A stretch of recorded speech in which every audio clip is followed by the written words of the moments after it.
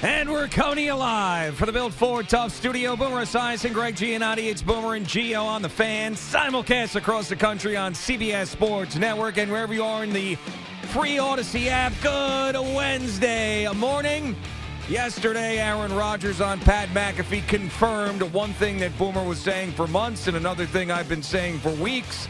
After all the speculation, Aaron Rodgers is not going to play this year, and Rob Saleh is not going anywhere. That's what I took from yesterday. It was clear that he's not going to play, but when Aaron Rodgers sits there and says that Rob Saleh is a, quote, fantastic head coach on national TV, that tells me everything I need to know about the future of the head coach. So they're going to run it back. This is the situation Aaron Rodgers signed up for. He wants at least 2 years with the Jets and that situation. He said this is a lost year, so they're going to run it back. But will they run it exactly back with Zach Wilson as the backup? That can't possibly be true. I was talking to Boomer before the show. I detected a little bit of a nasal drip, a little bit of a throat cough situation. I can smell that he's got his throat coat tea next to me, which sounds gross, but I know that it works, the throat coat. So I know you're going to be hacking your way through this one, U-boat commander. Good morning. How are you, turtleneck face? Yeah, all right. I appreciate that. Thanks. The one thing is I did catch whatever Jerry had earlier in the week. There's no question about it. Oh, yeah, without a doubt. Jerry just got us all sick.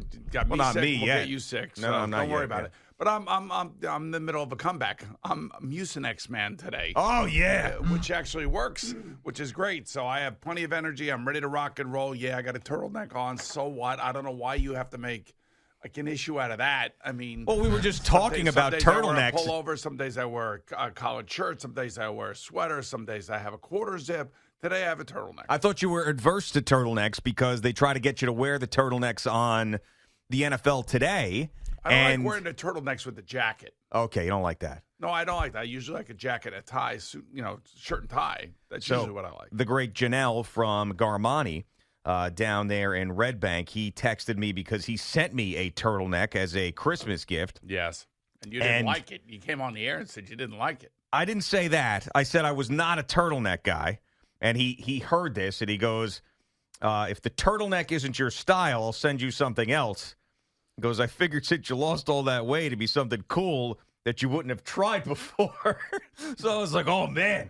Like, this was the thought process. I said, all right, I'm going to venture out into the turtleneck world and see how it goes. I haven't done it yet. It's 30 degrees outside. Yeah. This is a perfect day for a turtleneck. I thought about wearing my turtleneck today. I'm glad I didn't because we would have looked like two clowns next to each other. I mean, I would have looked I like would make a big deal over the turtleneck. It is what it is. It's a very fashion forward type of look these days. Fashion forward. It is. Fashion forward. All right. Well, maybe I'll rock my turtleneck tomorrow. We'll see. You never know. You never know what you're going to get from this show. And I know I do look like a U-boat commander. I understand that. I get that. It's fine.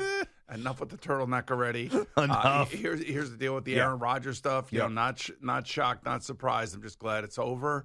And I'm glad he gave some legitimate clarity. There's just no way humanly possible that he could have gotten on the field. I don't care what he says or how he tries to parse the words or but I will say, like I've always said through this whole thing, that he's showing, the other younger players on the team how you go about, rehabbing an injury of this significance. That's all, and that is just as important in my eyes as it is that he's on the field and with a headset on. And I don't know, he said he was going to go back to California to rehab. I don't know if he's staying with the team the last 3 weeks. I'm assuming he is, and then he's going to go back to California.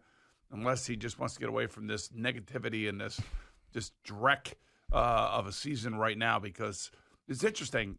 I don't know who's going to play quarterback for the Jets at the present moment this week against the Washington Commanders. We should find out today from Rob Saleh. That hopefully is the answer as long as Zach's still not in any sort of protocol. We should find out today, and I would assume that if Zach is healthy, that he's going to play. Because that's what Rob Saleh said.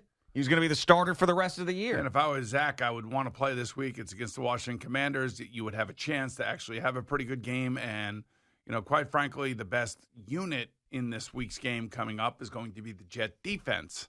You're not playing against Tua Tagovailoa and Jalen Waddle. You're playing against Sam Howell, who is often sacked and throws a lot of interceptions. Yes, that is true, and this is another opportunity for Zach to showcase himself for what quite possibly is going to be another team. Now, we know that the core of the Jets is going to come back. I mean, Aaron Rodgers said he loves what Joe built, and Rob Saleh's a fantastic coach, and we know that Nate Hackett is going to come back. I can't imagine that they would have Zach as the backup again. It just has to end, and they're going to have to get some. Kidding, it will end. It has to. Well, it will. I mean, how many times have we said it should have ended prior to this? Until he's gone, I don't think he's gone. Take it with a grain of salt. He's going to the freaking Minnesota Vikings. He's going to get traded for the Vikings. No. That can't happen. It just can't. Yes, that's definitely going to happen. It can't. Kevin O'Connell's going to see that arm. He's going to see all this great off-platform crap that he likes to pull off. And it's going to be wonderful, and it's going to be just like a I'm total telling rehab. Just kind of like Baker Mayfield. You know how Baker Mayfield now all of a sudden is playing well, and he bet on himself this year. Baker Mayfield was never criticized and never played as poorly as Zach Wilson did. I mean, at the time when they kicked Baker Mayfield out of there for Deshaun Watson, we were like, wow, really? They're doing that? I mean, this guy won a playoff game against your biggest rival, a couple years ago. Yeah, with the Browns against the Steelers. I mean, what are you doing? Right. But that's that to me. I mean, Zach was at the bottom of the bottom, historically bad. I mean, I would truly believe in football gods in a negative way that are torturing me if Zach Wilson ended up with the Vikings, because you can't tell me that something isn't at play just trying to ruin my life, to go from me sitting here for years killing Daniel Jones, thinking he shouldn't be the Giants quarterback, then him playing the game of his life in a playoff game against the Vikings in Minnesota and beating them and getting a $40 million contract and making me look like the biggest fool in the world. And then here comes Zach Wilson, who I probably criticized 10 times worse than Daniel Jones, and then he ends up as the quarterback of the Minnesota Vikings? 100%. Come on! Yeah. Why? I mean, do you know something that other people don't know? You're just doing this to F with me. Look, there are 31 other teams. Yeah. And, I'm telling you he's going to the Vikings. Phil Simms is telling you he's going to Kansas City Chiefs. You want my $10 to your 100? Because, look, I mean, I'm taking a shot in the dark here. This is what I think is going to happen. I don't want to make a bet because it's not like I don't believe you. I mean, I just don't want it to happen. And I'm not sitting here saying it's no way, like it's not a possibility. I'm saying no way. Ooh. I'm saying no way. I don't want to see it. Because every coach thinks that they can rehabilitate a quarterback. Oh yeah, sure. Yeah, I mean, look at Sam Darnold's been bouncing around. Baker Mayfield's been bouncing around. All these guys bounce around until they find a place where they can actually do something and look reasonably decent. And one thing I will say. And I said this to you as well. Baker Mayfield in New York would have been great. He would have been great here. Yeah. Because the kid is, he is competitive. Sure. He's got the competitive gene, the competitive fire. Yeah. I know he's a maniac and he throws the ball and he's inconsistent, but he's a fighter. And that's what we don't have here. Now, maybe Tommy DeVito has got a little of that in him. I don't necessarily know the other quarterbacks for the Jets have that in them. But Baker Mayfield's a fighter. You can say whatever you want about him. You can say about, every now and then he'll throw one in the first row. Every now and then he'll throw a bad interception. But he will go out there, and he believes that he belongs in this league. And that's like the most important thing for a quarterback, to get over that hump. And think about what's happened to him over the last 3 years. He gets replaced by Deshaun Watson, goes to Carolina, gets bumped out of Carolina, has got to go play at the Rams on a week, just kind of like Josh Dobbs did for Minnesota this year, and then signs a one-year deal with Tampa and's got them on the cusp of the playoffs. Yeah, I mean, a lot of respect goes to him. He's got more balls than Derek Carr, I'll tell you that. Well, I think we knew that before the season. It was definitely confirmed throughout the course of the season. Yeah, I mean, he went into that quarterback blender that you talk about, and he has found his way out of it respectably. And Zach Wilson's probably going to get that opportunity too. And I don't know if the Jets in this offseason are going to bring in Devontae Adams or do something crazy as far as trades to shake things up, but they certainly can't bring back the same team. And I know the thing about the building of the offensive line is like they've done a lot of things that I have agreed with. They have tried to build the offensive line. But it just hasn't worked out. Like there's just been a million injuries. The Giants have tried to build the offensive line. So when people call in and say, you got to draft, The Giants have been drafting like in the first and second round for the offensive line the last 4 years. Absolutely. I mean, and sometimes it works, sometimes it doesn't. Obviously, Andrew Thomas worked out really well, and he missed a bunch of games this year. Evan Neal has not worked out. AVT for the Jets worked out because he's a good player, but he's always hurt.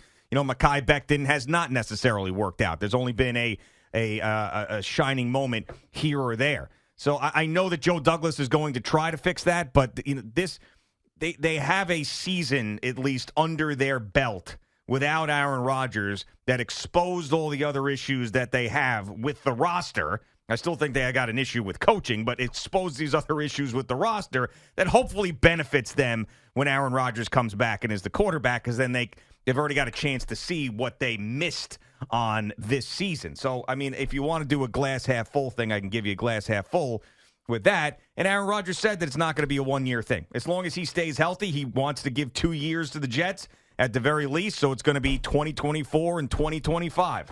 Wants to play. By the way, which is also what I told you. Yeah. I mean, none of it was a surprise, and I'm just glad that we don't have to go through this for the next 3 weeks. Yeah. I'm done with it. I'm over with it. Well, it was going to be a decision either way because it's the practice window was closing, right? I know, dude. He's not playing cornhole. He's playing NFL football.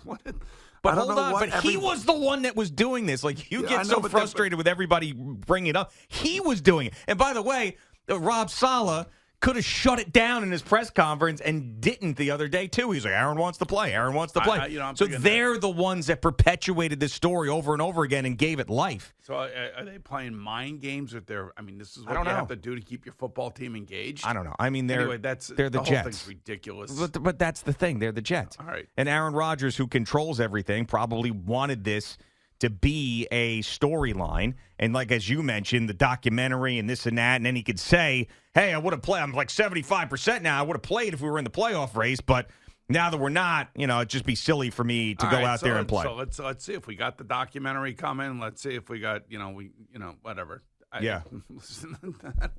Well, enough's enough already. Yeah. I mean, at the end of the day, now it's up to Joe Douglas to fix the whole thing, and hopefully this team doesn't wilt these last 3 weeks. Now, they wilted last week, and I don't know what to tell you. After watching this Hard Knocks in season, your man Mike McDaniel's unbelievable. Yeah, he is the star of the whole thing. Well, he is, and he's So Al opened up the warm-up show talking about, I don't know who's a good coach, who's not a good coach, whatever. Well, I can make a case that Al doesn't know who good coaches are. Well, he said he basically, because it's more of a team thing, it's not an individual thing, which he's right about. It has to be a combination. But I will say that offensively, I don't think there is anybody in the NFL, including Sean McVay, that is on Mike McDaniel's level right now. Kyle Because Shanahan. Yeah, but I'm telling you. Are you kidding me? But here's the difference. Kyle Shanahan, right, when he had C.J. Beathard and Nick Mullins, whatever, those guys would put up some numbers, but they weren't winning games.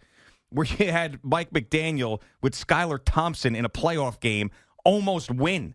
When Tyreek Hill goes out, they go out and they win 30-0. When Christian McCaffrey goes out, they lose 3 straight games. So there's a difference there. Like, McDaniel finds a way to slither around these situations and win games where these other guys don't. So, and there's a scene in this Hard Knocks episode. I haven't seen the whole thing, but this came out, and the Jalen Waddle touchdown, where he goes, I got a tough time thinking this isn't going to be a one-play drive. He goes, this is going to be a one-play drive, and Jalen Waddle's going to score the touchdown. He goes, if we get that coverage, it's going to be a one-play drive. And then he sees the coverage, goes, here it comes. That's right. Tua drops back. Bang. Touchdown. There it was. I mean, and meanwhile, Rob Saleh is standing there with his arms crossed while Mike McDaniel is running around going, I told you so. I mean, it's incredible. Now, let me take you back to that game, and let me take you back to yesterday, what I told you about that particular play. What happened on the series before that for the Jets? At 10-0, the Dolphins punt to the Jets. Yeah. The Jets offense does what? They went 3 and out, right? That's exactly right. Yeah. And that was the difference between this game and the Houston Texan game. Mm-hmm. This game, you can't go 3 and out when you're down 10-0. This game, you got to go down the field. You got to be competitive. You got to score points. You got to keep your defense on the sideline, and you got to try to get back into the game. You can't go 3 and out in that situation, and that's what I'm talking about when I'm talking about pushback.